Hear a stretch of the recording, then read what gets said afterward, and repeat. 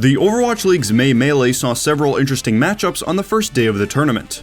But perhaps none were more interesting than the Battle of Texas between the Dallas Fuel and the Houston Outlaws. The previous encounter between the two this season had resulted in a 5-map thriller which the Fuel were able to emerge victorious from. Heading into this game without any hero pools, the matchup between the two was shaping up to be another close affair, with the Fuel taking Nepal before the Outlaws evened the score on Blizzard World. The Fuel put themselves on match point by securing Hanamura, which set up a potential final map finish on Rialto. The Outlaws attacked first, and even though Decay's Widowmaker gave them some difficulty along the way before they fully finished the map, what was about to come was the fastest attack round on Rialto in the history of the Overwatch League. So how did Dallas do it? And how can just a Widowmaker cause a snowball that would never allow the Outlaws to recover? That's what we'll find out on this episode of Behind the Action. No one can hide from my sight. Both teams carried on with their compositions from the last round, with the only difference between the two being that Decay and the Fuel decided to go with the Widowmaker, instead of an Ashe, which the Outlaws and Lynx are favored. The decision was immediately rewarded, as the Fuel's Widow finds the Outlaws' Ashe as he attempts to spot and land some shots on him. This immediately forces the Outlaws into retreat. Without one of their main sources of damage, they vacate the high ground and immediately retreat into the corner, where they can use the natural cover to stall the cart in order to buy Ashe more time to respawn and return. This retreat allows Dallas to take the high ground and gives Fuel's Widow a clear view over the entire courtyard, where she is able to spot Outlaw's Echo on the flank, taking a duel with the enemy Echo. DK quickly lands the shot onto Dante, and just like that, the Outlaws have had both of their DPS players sent back to spawn. The ensuing cleanup of the Outlaws allows the Fuel to push it all the way to the end of the first point, before the Outlaws make a mad dash to try and contest. The Outlaws are not all able to fully get back in time, and this forces them into a hurried recontest that leads to Outlaws Echo and Orisa both getting caught out by Gamsu's halt. This halt, combined with Zenyatta's Discord and Sigma's Accretion, burns through the two members of the Outlaws to once again give the Fuel the teamfight win. This gives the Fuel plenty of room to set up while the Outlaws regroup. As the Outlaws look to hold on the staircase, Fuel's Echo meanwhile attempts to hide in an attempt to swoop in from behind them once the rest of the Fuel round the corner. Dante spots Doha's attempts to eliminate him, but his lack of cover proves to be his downfall as the Fuel turn the corner and all fire on him immediately. While this is going on, the Fuel's Orisa lands an inch-perfect halt to pull the Outlaws' tanks down from the high ground into the building beside the Fuel. This is disastrous, as it cuts off the Outlaws' tanks from their backline and denies them cover and firing angles that the high ground grants them. This loss of positioning combined with the loss of their Echo forced the Outlaws out of their positions all the way back towards the end of the second point. This shift in positioning allows the Fuel's Sigma to use his Gravitic Flux to hoist the Outlaws' Orisa and Batiste into the air before slamming them back down.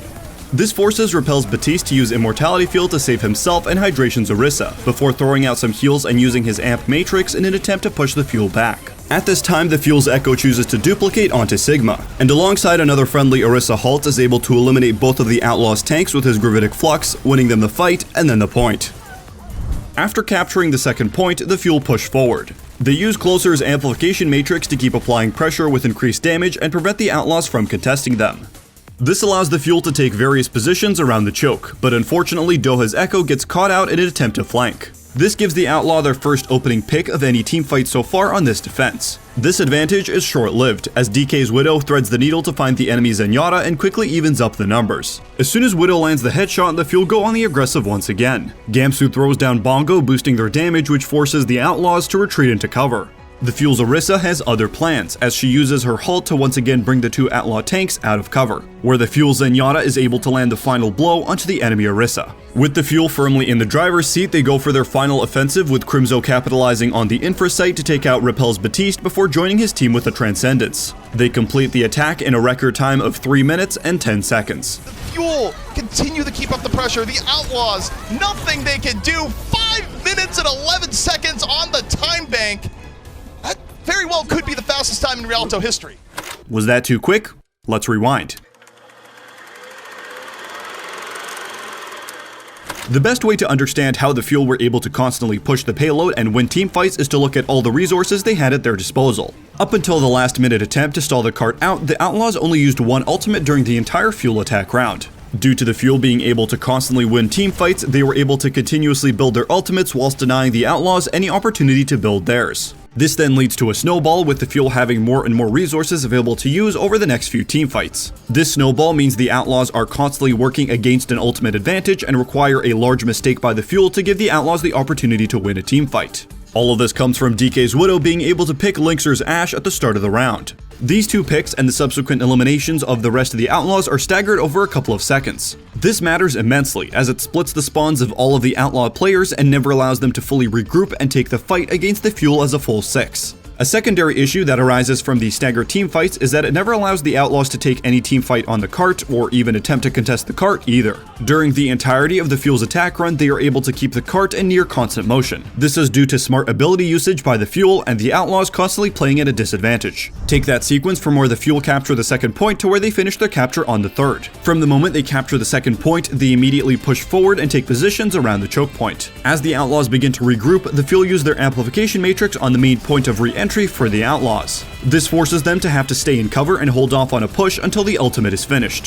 What this then does is allows Dallas to push the cart all the way through this notoriously tough corner and now denies the Outlaws any opportunity to stall the cart in this advantageous position. Even when the Outlaws manage to get the first elimination, the Fuel do a great job in making it as difficult as possible for the Outlaws to push onto the payload, by using their Orisa supercharger to give their team a collective damage boost. Due to the fact that their respawns are unfavorably staggered along with hydration being taken out by the incoming focus fire, the Outlaws are forced to play defensively as they're left with only Meko Sigma to frontline against the Fuel's aggression. With decisive picks from DK's Widowmaker and great echo play by Doha, the Fuel were able to combine their snowballing resource advantage along with smart team play to blitz past the Outlaws and set a new record time on Rialto, before proceeding to finish off the map and close out the series. Thanks for watching. If you want to see more gameplay analysis like this, please let us know in the comments below.